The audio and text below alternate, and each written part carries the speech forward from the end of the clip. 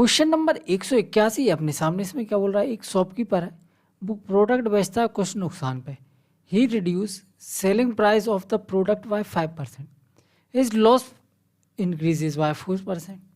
What is the loss percent he sell the product. तो question क्या बोल रहा है, एक दुकानदार कुछ नुकसान पे उत्पाद बेचता है, ठीक है, पहले से ही उसको नुकसान हो रहा है, अब उसने विक्रय मूल्य की और कमी कर दी 5% की, तो उसका लॉस और बढ़ जाएगा। आप बोलो हाँ सर सही बोल रहा हो, पहले ही वो नुकसान पे बेच रहा है, अब उसने कीमत और घटा दी, अगर कीमत और घटा दी तो नुकसान बढ़ जाएगा।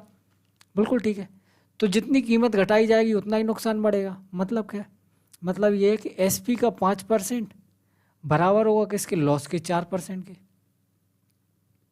ये बात समझ में आई क्या? आप बोलो सब बिल्कुल समझ में आई, जितनी कीमत घटाएगी उतने नुकसान बढ़ेगा, सीधी सी बात दिख रही है। तो देखो परसेंटेज से परसेंटेज कट जाएगा, यहाँ एसपी से लॉस का रेशो आ गया कितना, 5:4। इसका मतलब क्या है कि 5 रुपये का सामान बेचने पे उसको 4 रुपये का नुकसान हो रहा है, मतलब उसका सीपी क्या रहा होगा। आप बोलोगे सर सीपी 5 रुपये का सामान बेच रहे हैं अपन, 4 रुपये का नुकसान हो रहा है, मतलब 9 रुपये का सीपी रहा होगा। तो किस नुकसान में उत्पाद बेच रहा है, अपन से पूछा है लॉस परसेंट बताओ। 9 रुपये का सामान 4 रुपये के नुकसान पर बेच रहा है, 4/9, और 4/9 का मतलब क्या है, आप बोलोगे sir 4/9, what is loss percent of he sells the product.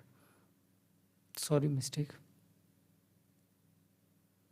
ये 4 है ना, इधर 4 आएगा, इधर 5 आएगा। 4 रुपये का सामान 5 रुपये के नुकसान पर बेच रहा है, मतलब 5/9 आएगा।